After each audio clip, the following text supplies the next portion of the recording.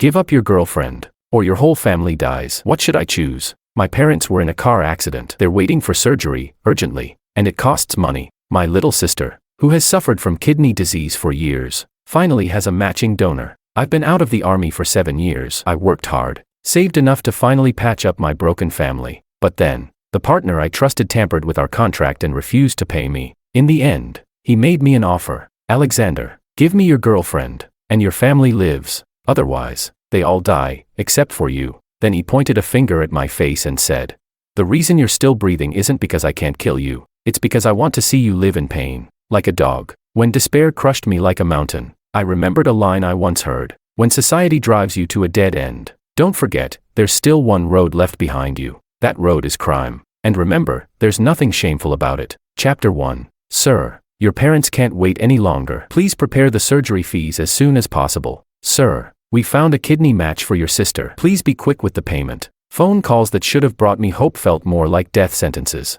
Not long ago, my parents were in a car crash. They've already had one surgery, and now they need another. My sister's had kidney problems since she was little. During the years I was in the military, she worked herself sick just so our parents could live better. Now her condition has deteriorated to the point that a transplant is her only chance. 2 surgeries combined will cost over $1,000,000 yuan. It's not that the hospital lacks compassion. In fact, they already fronted the cost for my parents' previous surgery. Even my sister's current hospitalization fees have been piling up in arrears. I've been out of the army for 7 years. I worked hard alongside my comrades, and with my girlfriend's frugality, we saved a good amount. But a recent business deal had me pour in everything I owned. The deal went through, but the partner didn't pay me a dime. I took a deep breath, grabbed the contract and related documents, and went straight to their company. Even if I had to resort to other means today, I was going to get that money back, because that money was life itself. 30 minutes later, Coup Corporation, President's office. When I pushed open the door, I froze on the spot. My girlfriend,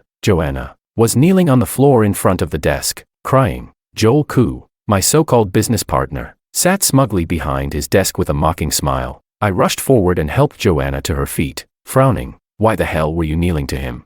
Joanna sobbed and shook her head. I had no choice. If I don't beg him, your parents and sister will die. I didn't know what else to do. I glared at Joel and slammed the contract and documents down on his desk. Joel, the contract is right here. What the hell is your excuse for not paying me? I shouted at him. Joel chuckled and shook his head. You signed with the president of a subsidiary of Coup Corporation, but that company separated from us before the contract was signed. That guy's long gone. If someone owes you money, go find him, not me. I was stunned. I didn't expect Joel to play dirty like this. I couldn't even understand why he was doing this to me. You don't think I'll sue you? You're not afraid I'll expose you online? I barked at him, but deep down, I knew he wouldn't be shaken. Joel sneered. Go ahead. What's waiting for you is a long, drawn-out lawsuit. Even if you win, Coup Corporation will appeal. Then comes the second trial. He shrugged and added. As for online exposure, you should know better. Public opinion doesn't follow justice. It follows money. I felt all the strength leave my body. This frail-looking man felt like a mountain, looming over me, crushing me until I couldn't breathe. Why are you targeting me? I asked weakly. Joel smirked and pointed at Joanna. Maybe you two don't know this, but she and I went to the same university. She helped me out big time once. So now, I want her. I was stunned. I turned to Joanna. She looked completely confused too. Joel smiled and said casually. So here's your choice, Alexander. Let your whole family die, or give Joanna to me. Chapter 2. Give up my girlfriend, or watch my whole family die. How the hell do I make that kind of choice? My mind was in complete chaos. Joanna sobbed even harder, as if she believed all of this was her fault, that she was the one who dragged me into this mess. Joel stepped up to me, smiling as he repeated. Alexander, give Joanna to me, and your family lives. Refuse, and you'll be the only one left alive. Then he pointed to my face with disdain. The reason you're still breathing isn't because I can't kill you. It's because I want you to live in agony, like a dog. I felt numb. My brain had completely shut down. Through tears, Joanna pleaded.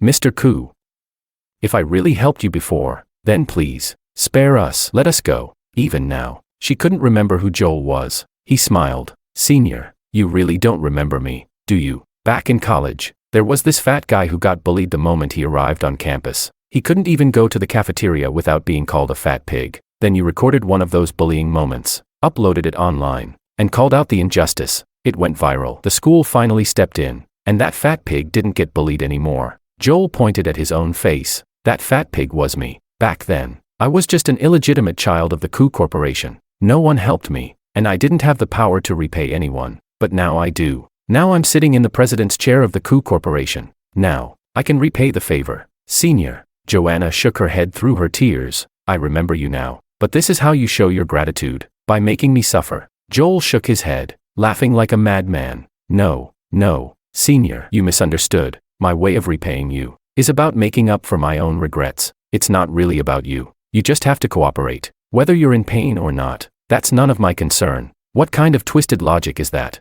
Joel kept going. Because, Senior, in my eyes, people like you and Alexander, poor, bottom-of-the-barrel types, you're not even people. You're just tools for us rich folks. You're like NPCs in a game, just background filler. Joanna suddenly stopped crying. She stepped behind me, her expression turning cold. Alexander, she said.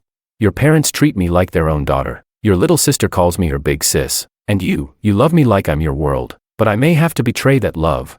Because I can't agree to something like this. I snapped out of my daze, grabbed her hand, and said, I've never learned how to give up. Chapter 3. Clap, clap, clap. Joel applauded, loud and hard, while letting out a manic laugh, like a total psycho. Good.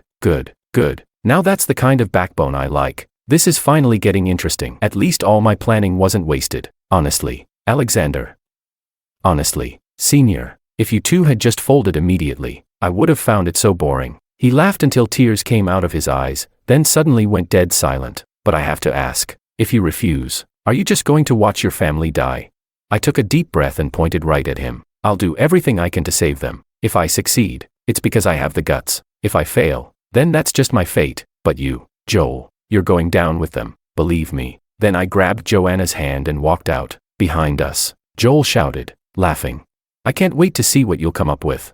As soon as we walked out of Coup Corporation, a wave of powerlessness hit me. The money was due tomorrow, at the latest. That meant I had just one day to raise over $1 million yuan. One day. Over $1 million. For an average man, that's damn near impossible. Joanna looked up at me, tears still streaming down her cheeks. Alexander. My parents died early. Your family raised me like their own. So your parents, your sister, they are my family too. I'm not giving up on them. If you can't get the money by the deadline, then I'll have no choice but to agree to Joel's terms. Please don't hate me. I had no idea what to say. Let my woman become another man's. Or watch my family die right in front of me. These weren't choices. This wasn't a choice at all. I had to find another way. I had to survive this. Don't worry, I will get the money. I smiled to calm her, wiping away her tears, but deep down, I made myself a silent promise. If I can't raise the money, I'll use any means necessary to save my family, and then I'll wipe Joel's entire bloodline off this earth. For Joanna, for my family, I'll erase every last obstacle. I took Joanna home, then made a few phone calls to my old brothers in arms. I didn't say much, just a few words. Meet up. Time to make money. And by meet up, I meant at the company. Our company runs private security, specifically for import-export cargo ships. To be allowed to carry firearms on board, we had to register the business overseas. We board ships outside the country, and the weapons are considered privately carried. Thanks to our protection, many ships in a city have never been raided again. We made good money, but it came at a cost. We earned it with our lives. All the guys who followed me had nothing holding them back. No families, no women. The 4 I just called. They had no one left in their lives. Inside the company's conference room, 5 of us sat smoking in silence. The air was so heavy it felt like it could crush you. After finishing his cigarette, Lao Chi, who had a scar running down his face, leaned back in his chair and said, if we want to make money fast, it's easy, but I've worn the uniform. I don't want to screw over civilians. Pablo adjusted his glasses. Then let's go for dirty money. A burly guy with a deep voice rumbled. What's that mean? I don't get it. Elio scratched his thick beard and grinned. Black Bear, you know the abandoned docks at East Harbor? Those containers there, they've been turned into illegal casinos. Tons of cash inside. Their eyes all lit up at once. They turned to me, waiting. I stood up, crushed my cigarette in the ashtray, and said coldly, I'll handle the killing. The rest of you, don't go for the throat. Chapter 4. 2 hours later, the 5 of us arrived at the abandoned East Harbor dock. By then, night had fallen. Plenty of people were patrolling the container yard. We were spotted quickly, but Elio simply said, Old Wong sent us. That was enough. They let us through. Elio was a gambler. Most of the money he made, he gambled away. Southwest HE knew this place inside out. Soon, we stepped inside one of the containers. From the outside, it looked like any other regular container, but inside, It opened into a large space, packed with people. Gambling tables were stacked with chips. These gamblers exchanged cash for chips at the door, and would cash out when leaving, which meant this place held a lot of cash. Elio led us up several floors until we reached the 3rd level. He said that's where the boss's office was. The 3rd floor had tons of VIP rooms. According to Elio, the games here were high stakes. Millions could be won or lost in a single round. At the far end was the office. I knocked. A gruff voice inside barked, "Come in." I twisted the handle, unlocked. Inside, four mahjong tables were set up, each filled with players in the middle of a game. A big bald guy looked up at Elio. "Elio, you bringing some friends to play?" Elio shook his head, smirking slyly. "Sorry, Baldy, you've pissed off Mr. Koo. I'm here to teach you a lesson." "Koo who? Which Koo?" "I didn't piss off anybody." Baldy looked totally confused, but we didn't bother answering. We moved. We only brought batons, used them to strike joints. One hit to the elbow or knee and they were done. The ones who resisted hardest. I went all in. I'd assumed that if these guys could run a casino, they wouldn't be pushovers. I was wrong. They folded like paper. Baldy even hid behind his desk, hands raised. "Elio, we go way back, men. Let's make a deal. I'll give you money. You can tell that Koo guy you beat me up. Sound good?" Elio looked at me, waiting for my call. I raised an eyebrow. "How much are we talking here? You do realize Mr. Koo must have paid us well to take care of you." Baldy held up a hand. "There's 5 of you, 1 mil each. Let me walk without a scratch. Fair enough?" I paused, then nodded. "Bag it up." We tossed our duffel bags toward him. Without hesitation, Baldy slid aside a painting of 8 horses on the wall, revealing a hidden safe. He opened it. It was stuffed with cash. Honestly, I wanted to take it all, but I wasn't that greedy. And this money, once I got through this storm, I planned to return it to Baldy. As Baldy worked, Lao Chi and Black Bear stood beside him, watching like hawks, ready for any sudden moves, like pulling a gun. "You guys clearly came to get cash," Baldy said, chuckling. "Otherwise why bring bags, right?" He laughed, but his hands never stopped. I frowned and tightened my grip on the baton. Maybe we should silence him, but Baldy seemed to read my mind. "Ale, I know you. You're security company in a city. The most feared one around. You guys rule those chaotic waters, and have some overseas pull too. I've looked into you." That caught me off guard. "Why look into me?" Baldy stopped packing money, motioned for Lao Chi and Black Bear to continue, then came over and handed each of us a cigarette. "I pissed off a lot of people taking over this place," he said. "Plenty of folks lost everything gambling here. Some of them have very sensitive backgrounds. Let's just say, lots of people want me dead. I've been planning to run for a while, but I know it won't be safe out there. So I thought, if Ale and his security crew had my back overseas, I'd be untouchable. That's why I've been doing my homework on you." He grinned wide. "Of course, anyone who runs an underground casino like this can't be simple." I patted his shoulder. "Whether you go legit or sneak out, I can make it happen. Let me settle my business first, then I'll make sure you get out." Baldy just smiled knowingly. "You mentioned Mr. Koo earlier. You must have pissed off the Koo Corporation, right?" In other words, he was implying I might not live to pull this off. I just sneered. "If worst comes to worst, none of us will be in this country anymore. Wiping out the entire Koo family wouldn't even be that hard." Baldy gave me a thumbs up. "Then I'll be waiting on you, Ale." Not long after, we took the money and left, carefully. Baldy didn't make things difficult for us at all. As soon as I had the cash, I rushed to the hospital. I paid the bills, then headed to the room. But as soon as I opened the door, I saw my parents and little sister sitting on the windowsill. The window, which should have had a safety rail, now had none. "Mom, Dad, Sis," I shouted. My parents turned to me, tears already in their eyes. My sister looked back, and smiled, with heartbreaking sadness. Chapter 5. At that moment, I saw a phone on the bedside table. On the screen was Joel. He saw me and waved mockingly. Well, Alexander, you really know how to surprise me. You actually went and robbed an underground casino. But now that you've got the money, does that mean you can save your family?" Then he stepped aside from the camera, and behind him, I saw Joanna, tied to a chair, mouth gagged. "You son of a b***tch. I yelled. Joel leaned back into the frame, stomping his feet in glee, laughing like a maniac, tears streaming down his face. "Ha ha ha ha. Alexander. You think just because you have the money, you're free from the choice? You still have to pick one, just like I said. Your whole family dies, or I turn Joanna into my woman, right now. Ha ha ha. Come on, Alexander, make your choice. I'm getting impatient. We die." My dad shouted, and then, arms stretched wide, he jumped. A second later, my mom looked me in the eyes, then jumped too, and finally, my little sister said softly, Big brother, live well. Okay. And she followed. In the blink of an eye, my family was gone, and I hadn't done a damn thing to stop it. They're dead. All of them. Alexander. Ha ha ha ha ha. You see, look at you now. You look just like a dog. Joel howled with laughter. Then he stood, walked toward Joanna, and said, "But you know what? I'm not a man of my word. Even with your whole family dead, Joanna's still mine. Are you mad, Alexander?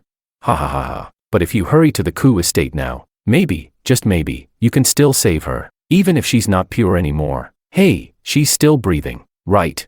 You can always clean the pot after someone else used it." Then, the video cut off. I clenched my fists. No tears, no rage, just a bone-deep, terrifying calm. Because after the sharpest despair, comes the coldest clarity. I suddenly remembered a line. When life drives you into a corner, don't forget, there's still one road left behind you. That road is crime. And remember, there's no shame in it. Let the world burn. Chapter 6. When I walked out of the hospital room, Elio and the others rushed toward me. We'd just robbed a casino, so they stayed parked downstairs in case we needed to bolt. But when my parents and little sister jumped, they saw it all. Elio's eyes bulged. "Boss, what the hell?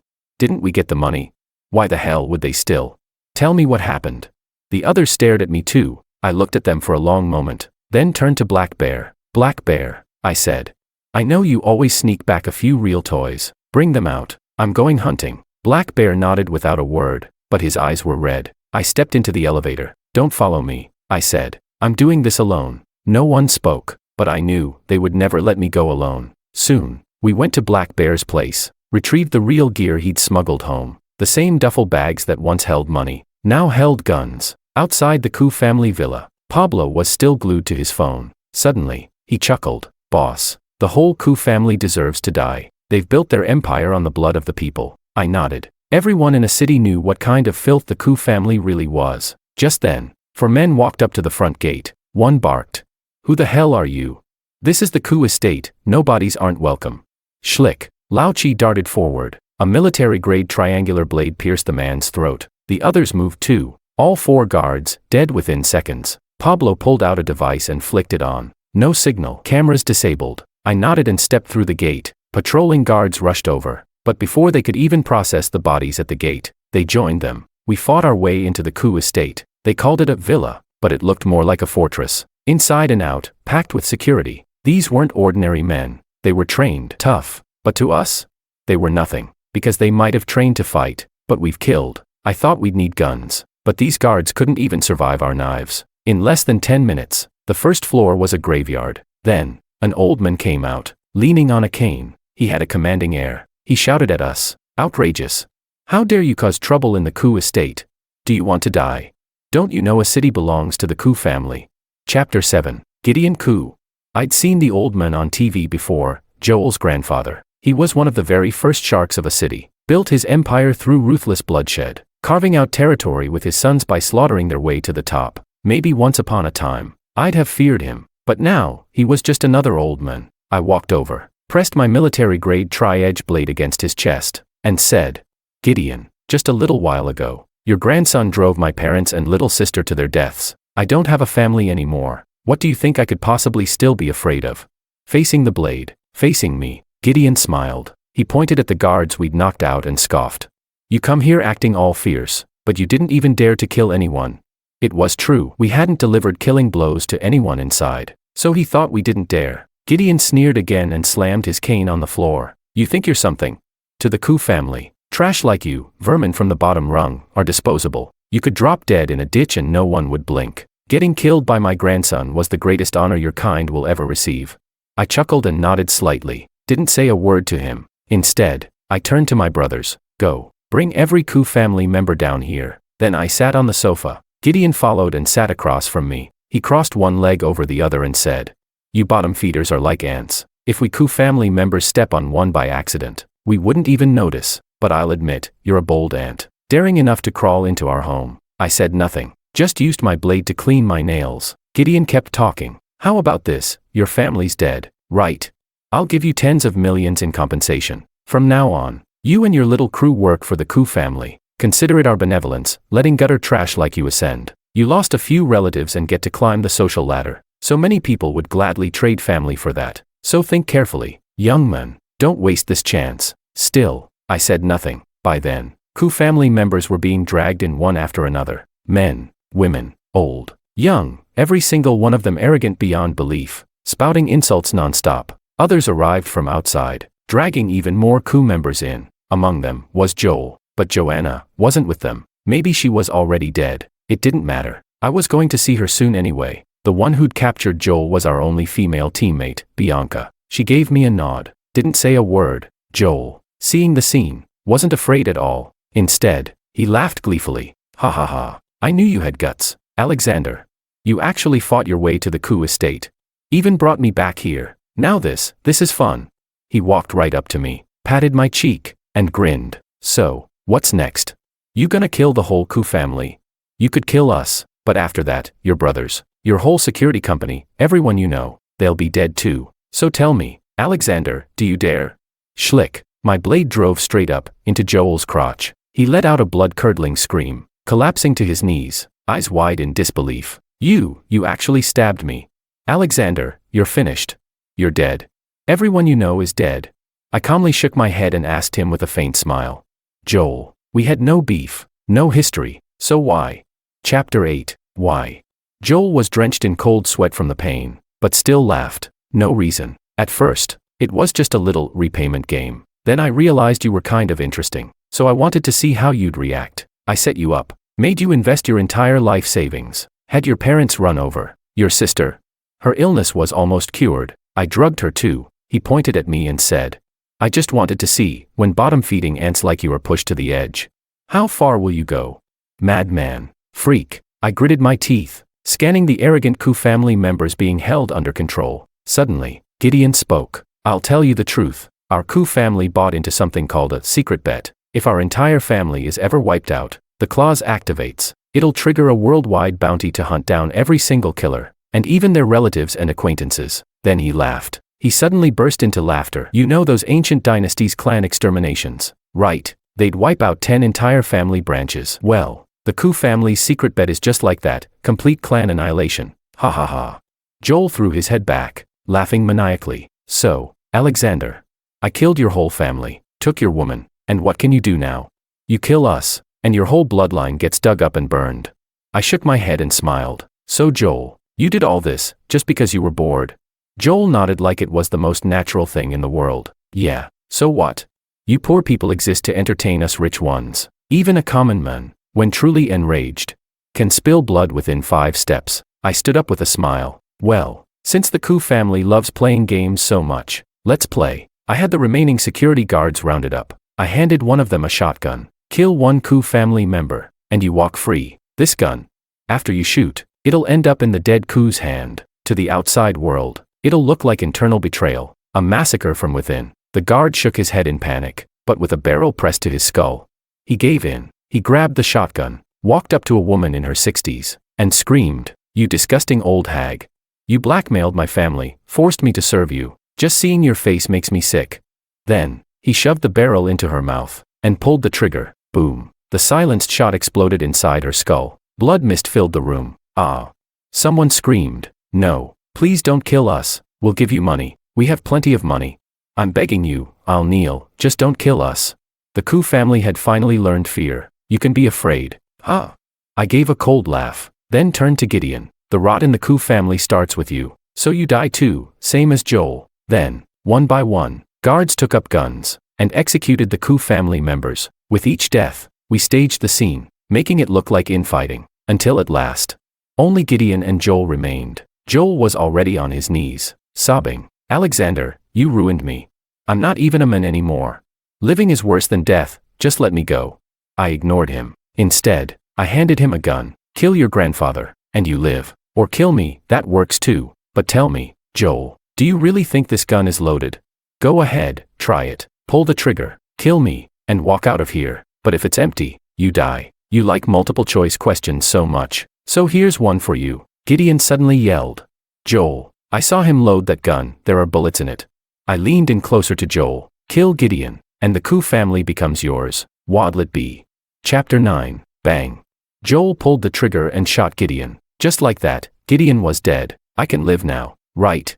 Joel asked, eyes wide with excitement. I shook my head, but I'm not a man of my word. Then, swift and clean, my tri-edge blade pierced straight through his temple. Joel dropped to his knees, dead. Next came the final part, staging the scene. All the surviving security guards had killed members of the Koo family. They would testify that we had nothing to do with it. In fact, they'd testify we were never even there. We left, but I felt empty again. I wanted to die, to go find Joanna, to reunite with my family. Bianca suddenly bumped my shoulder. When I captured Joel, your girl wasn't there. There was a woman who looked like her, but it wasn't her. That woman told me she was the one in the video, brought in by Joel to stage the scene. I froze. Where's Joanna? Then Pablo came running over. Boss, I just found out, Joanna went to a hospital. She tried to donate her organs to raise money. She's safe now. I exhaled, deep and long, then made a decision. Go pick her up. We leave the country, now. Half a month later, we arrived at our overseas company. With us was Baldy. He gave us another large sum of money, an investment in exchange for our protection. With that funding, we started hiring, expanding, rebuilding. But recently, I received word, the Koo family's secret bet had been activated. Someone had leaked our whereabouts, which meant hitmen were coming. I wasn't afraid, but I was realistic. You can rob for a day, but you can't guard forever. A few days later, I got a call. It was from Wolfhead Oldley, my commanding officer back in the army. Listen, don't interrupt. I've already sent people to take care of your new identities. Your company will be hit by heavy artillery, reduced to rubble. From that moment on, you'll be officially dead, and the secret bet cancelled. Half of the bounty will be wired to your new identities account. Remember this, Alex. The nation is the one saving you, and your duty is to grow your security company to the point that when the time comes, you can sway the entire battlefield. Understood? Oldley finished in one breath. Understood. I saluted the air. With all the honor I had left, the road ahead of us would never be peaceful, but we were alive. And that was enough. 2.5 years later, Joanna and I stood on the rooftop balcony of our company building. She had just finished a combat training session, sweating, gasping for air, leaning into my arms, utterly exhausted. Yet not a single word of complaint. I gently stroked her hair. Joanna, I promised you peace, but I couldn't deliver. I'm sorry. Joanna shook her head and smiled. Just being by your side is enough. If you live, I live. If you die, I'll go with you.